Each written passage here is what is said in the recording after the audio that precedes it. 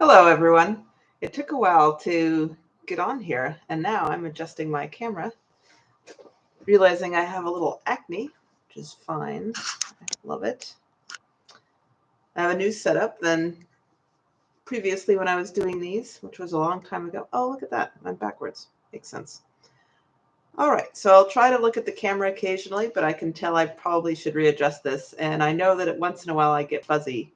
So hello everyone who's watching, and I would like to quickly mention that I love writing letters and cards by hand with a pen or a pencil. So I thought I might hop on and just mention some of the things that make that easier to do for me. And also I'm in a very easily distracted and talkative mood, so who knows what else will come up while I'm talking. Behind me is a apron I got for Christmas, and I'll have to try wearing it soon. I usually wash things before I wear them, so I'll probably go ahead and do that, but I'm not as worried about this one as some of the clothing that made me do that was nightwear that had been dipped in some kind of flame retardant and really made me get a rash. I doubt that an apron has been dipped in flame retardant and would give me a rash, so probably not as important to wash it for the first time until I get flour and butter on it. And so one of the things that I mentioned was writing letters was it's actually kind of hard to get into for me, but once I write a few words that are just what happened during the day, or very simply that I'd like to give them a call soon, but it's easier to write to them right now and say, hello, hope you're having a good day. It does become easier. It's like the initial few letters and cards can be very awkward and very full of typos because there is no spell check other than manually doing it. But that's all right for most people these days to get a letter with a crossed out word or a badly spelled word. And one of the other barriers is just having a piece of paper, a pen or a pencil, and I tend to break the tips off of mechanical pencils when I use them. So I usually use a pen. Here's one of the ones I have right now. Sometimes I use a regular pencil, and that means I need to keep a sharpener around, which I also have. But all of these things, if you don't have them normally sitting around and they're never on hand, would make it hard to write a letter. You can definitely do them in crayon and in other things, but if you do them super faint, they are hard to see. And then there's all kinds of paper you can use. You can even use Post-it notes. I've sent a letter that's a Post-it note in an envelope, and that's a lot of fun. If you pay attention when you're out and about and have enough money to buy postcards, they're usually not too expensive. And sometimes they're really gorgeous pictures, better than I would sometimes take myself.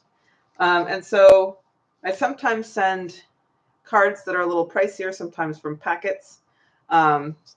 Sometimes I send just letters, like I said, that are from a spiral notebook.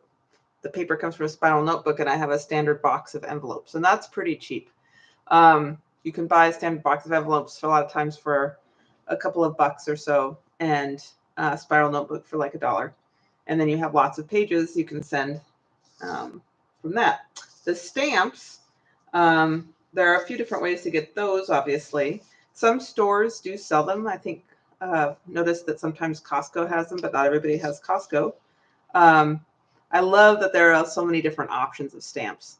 This is just one of the ones I've been using quite a while, actually. The post office did something that makes it a little easier when they started raising rates a little more often, which was to make it so that you didn't have to worry about what the current price is if you have an old set of stamps, because stamps these days are generally forever stamps. So whatever the rate was when you bought them is still the rate that's going to work when you send it if you have those. And that's, I think, most of what they're selling. There are cheaper stamps for postcards, so it's nice to take advantage of if you decide you'd like sending postcards. I'm going to try something that I haven't done before, or at least I don't think I have, and share not a PowerPoint screen, but I'm not sure if I've shared another web browser screen. Don't remember doing it. And just to do that, because this is another way to get stamps than to just go straight to the post office physically, and it's handy. You can get them from the post office online. And so if I try sharing, I can select the window or screen. Okay, so let me try that. That did not work.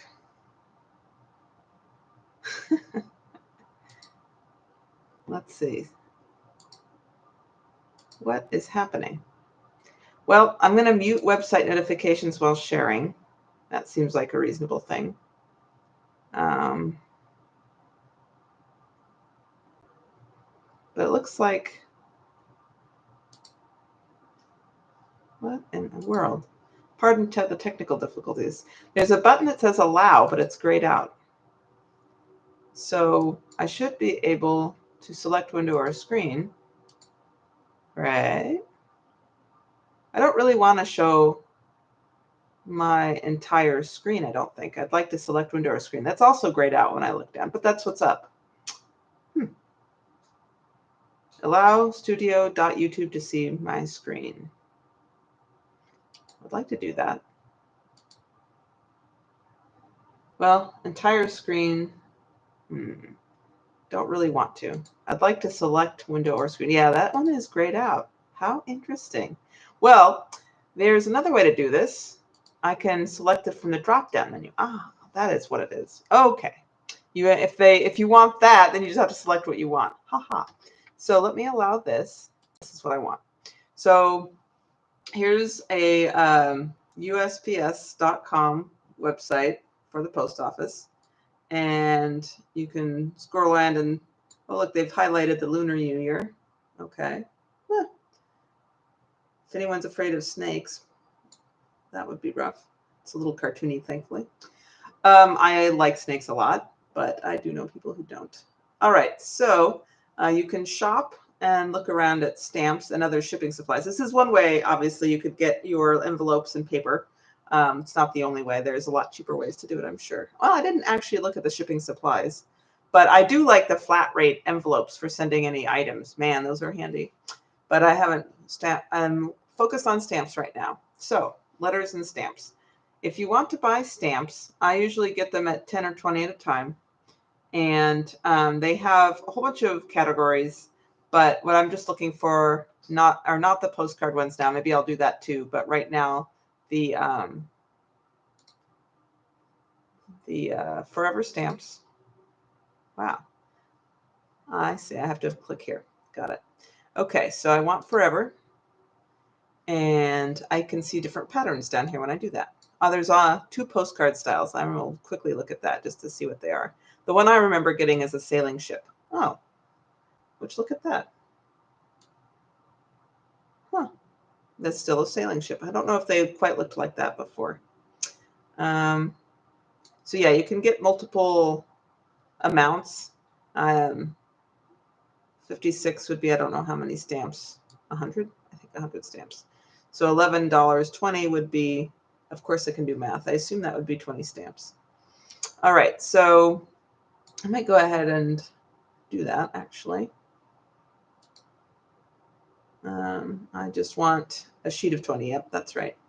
So add that to my cart. And I want to continue shopping because I really wasn't planning to get too many of these. I might decide not to get them. I send some postcards. I love collecting postcards, but I don't send them all the time. So forever stamps is what I really wanted to scroll through and see what I could get. I have a lot of these still. Ooh, whimsy stamps. I really like some of the patterns on the Holiday Joy stamps. Those were nice. They had like all kinds of different ones that were really pretty. This isn't one of the best to me. Oh, autumn color stamps. My goodness.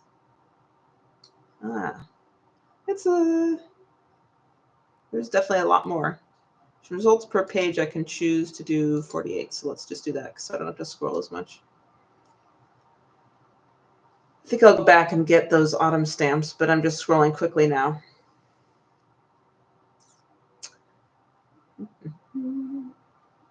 Manatees. I kind of like manatees. I've never seen one in real life. Yeah, for now, I think I'll just get the autumn ones. These are really pretty. So I can click on there and then obviously don't know what to do. Hello. I have to really click on there. So I could choose more, but it comes in 20s for these. Some of them come in 10s. Occasionally, some will come in ones. Like if you went to the international stamps, I think you could get all kinds of different amounts. And some of the other ones do that too, even the patterns. So it just depends a little. If you don't want to get very many, I think you have options, but I don't know how to filter those searches. That would be some experimenting. I've definitely gotten 10 at a time before. So add these to the cart and then check out now. So then I usually just continue as a guest, but if you have a USPS account, easy peasy, I suppose. So that was one of the things I wanted to show. And I wasn't planning to make this a super long video, but one of the things I could do is actually write a card to my friend and show this is going to be a really, really boring note in terms of not saying very much, but it's going to be a quick demonstration that getting something in the mail for me is a lot of fun.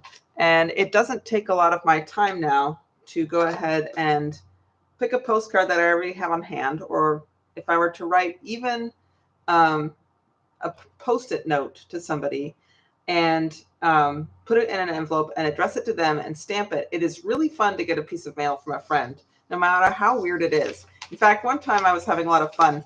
I didn't have a lot of paper on hand, so I had a box of envelopes, and I cut one of the envelopes to size so it could fit in the other envelope, and wrote a letter on the white part of that envelope, and then put it inside the other one, addressed the outside envelope.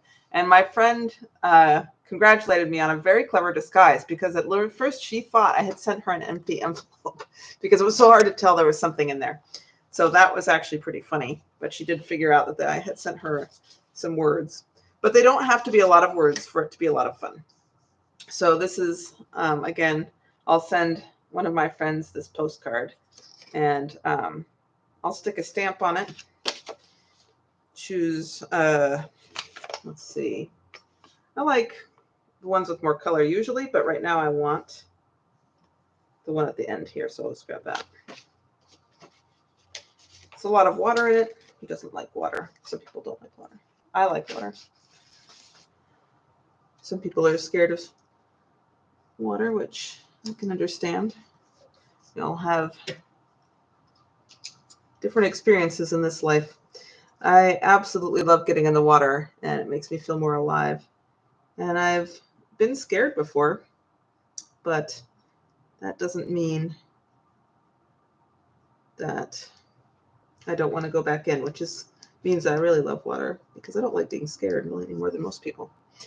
All right, so one of the things that happened to me when I wrote letters fairly often was that the people that I wrote to at least once a month, or once every 2 months even, I would start to remember most of their address. And so obviously part of the pain of writing to people that I don't write to very often is that I can't remember what their address is, and I have to go figure out where I stuck it on some other Post-it note. I have in the past put some addresses together in a spiral bound notebook. You can tell I like spiral notebooks. But record keeping for a lot of people these days would probably be in their cell phones. There's a place for the address. So if you have a friend or 5 that you want to try writing to, I think a lot of people would already have their address in there so that they could go navigate to them. And if they're out of state, though, you might not have it. And whether they're in state or out of state, I really enjoy getting letters in the mailbox, and I love writing to people in different locations, including in my own town. Easier for me than getting in the car and going and dropping it on their mailbox. So this is one of the people I have memorized. I'll just write her address real quick.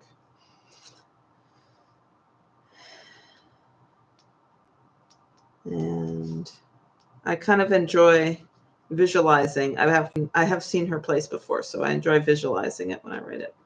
I have a very strong imagination, so I can't see everything in pictures, but I can see her house and yard in my head. All right. So, dear person's name, friend. Comma.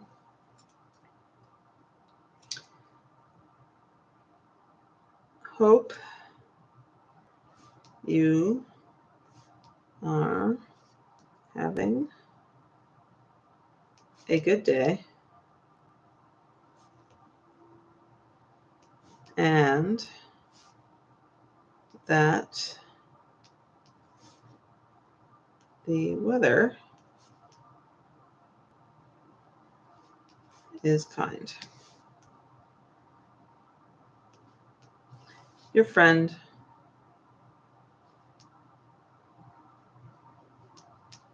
Virginia.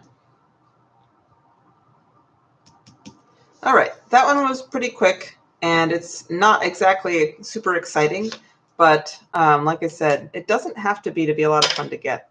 And a lot of times if I'm actually writing something of consequence, it's just a very short thing that happened. If I write a slightly longer letter, I tend to be not wordy until I am, but I tend to have trouble getting going with anything I'm talking about. So a lot of times I will describe what I ate in short form if there's something interesting about it, or something that happened recently, where I am, what the weather's like, maybe how somebody that we both know is doing. Obviously, if you have pets, they're the best. If you both like animals, it's fun to talk about animals. If you have children, that's easy. Um, and so a lot of things that are just happening in life can be as simple as anything you've done yourself.